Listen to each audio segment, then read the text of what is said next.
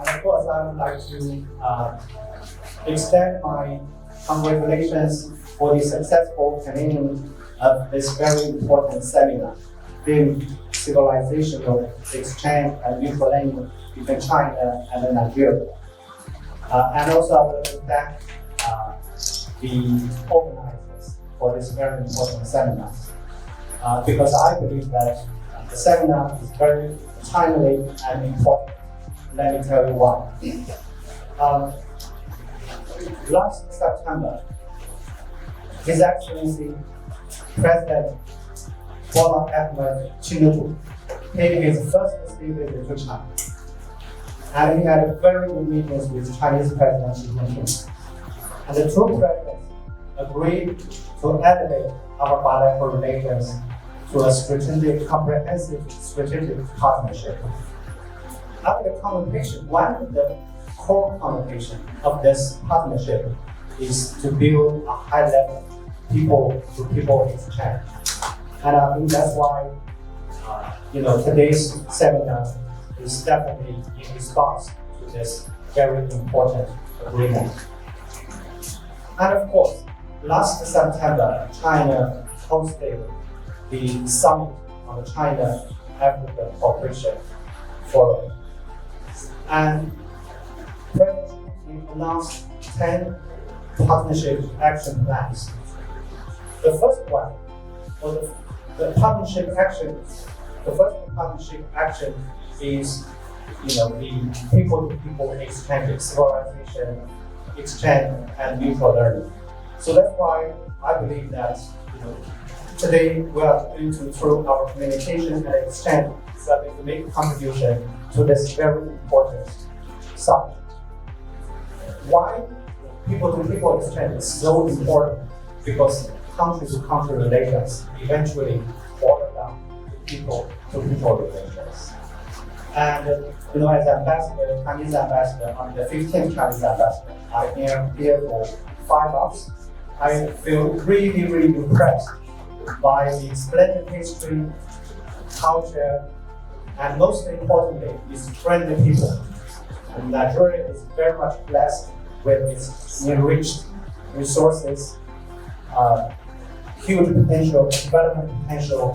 So I see there is great potential for the development of Nigeria.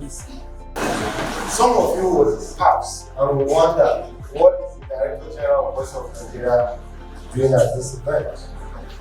For 2 reasons I'm qualified to be here. One, as a journalist who have benefited from people-to-people contact exchange program, visiting countries around the world as a reporter of the field, and what that has helped in shaping my thoughts about people around the world, including China. But more importantly, Voice of Nigeria, and perhaps other media organizations had platforms that are positioned to carry all the messages we are talking about innovation and mutual respect for people. Because media is a powerful tool for fostering understanding, countering stereotypes, and bridging civilizations. Many of the points that have been raised here by the two professors speak to the fact that one of the biggest challenges of the world is that sometimes we don't respect difference and difference. The right for people to differ in opinion, the right for people to differ in how they look at issues, but also to respect others, which is why I'm very happy that this is happening here, because the whole mark of intellectualism is the right for people to differ on issues and all of that. Our mission at Voice of Nigeria is to help in shaping positive narrative about Nigeria and Nigerians, Africa and Africa. And we're very proud of what we are able to achieve. At one point, Ambassador Ode was a board member of Voice of Nigeria. That subject I was going to do. Voice of Nigeria broadcast to the world in 8 languages: Hausa, Yoruba, Igbo, Fulfulde. English, naturally, because of the context in which the professor did speak to and where we are. English is one of our language of broadcast, then French came because of what Prof said, and then Arabic and Swahili. On a daily basis, Voice of Nigeria broadcasting these 8 languages. But we are moving beyond that now. We are also looking at the place of China, both on countries of Africa and around the world. And we are open discussion with the Chinese embassy to also start broadcast in Mandarin, because we know that one of the tools that will help all what we are talking about civilization and cultural exchange is when you communicate in the language of the people. So we're working on that, and we also discovered that Voice of Nigeria, among the languages, one of the languages that is also used by many of the colonized languages is not being one of our languages of broadcast, which is Portuguese. So we are also looking at that, and of course, aside Indonesia. Many of you ask why this.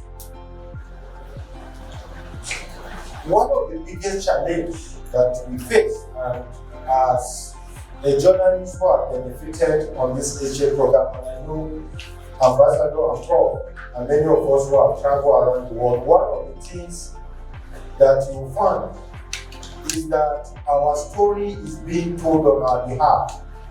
We don't tell our own story. And therefore, that is why since my appointment, I have promised, working with my team, that we will be very forceful, unapologetic, intentional, consistent in sharing a positive narrative about Nigeria and Nigerians to the world, about Africa and Africa to the world.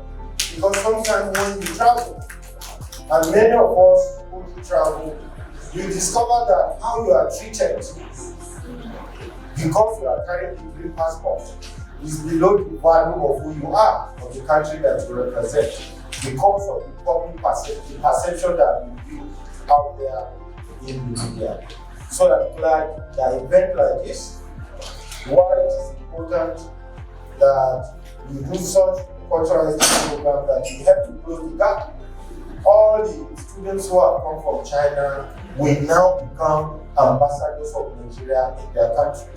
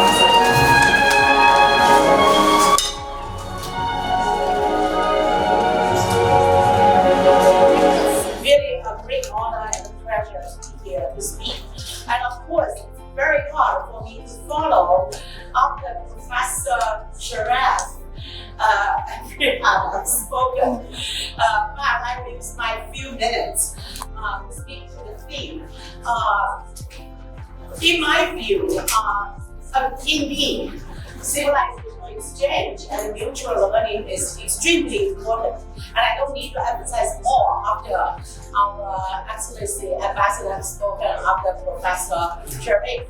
But I want to, as a communication scholar, I want to point out a few ways for us to achieve more genuine civilizational exchange.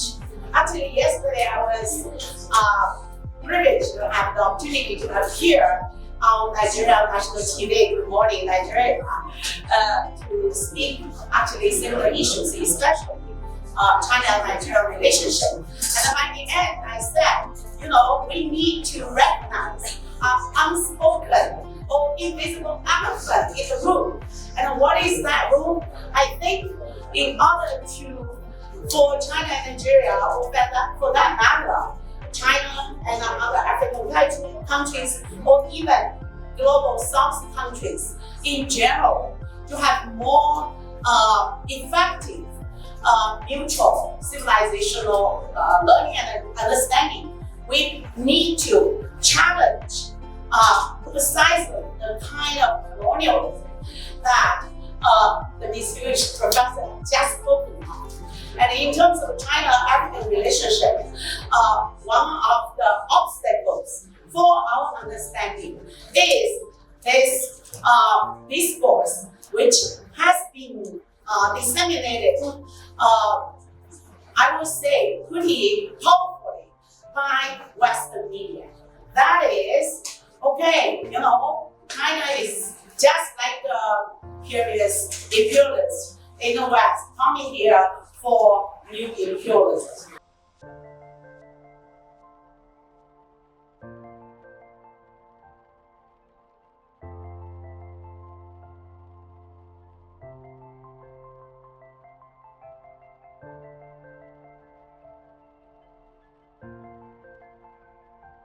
The role of the media, I've always said this, the media is the key to sustaining peace and understanding, not just among people in any country, but even people around the world.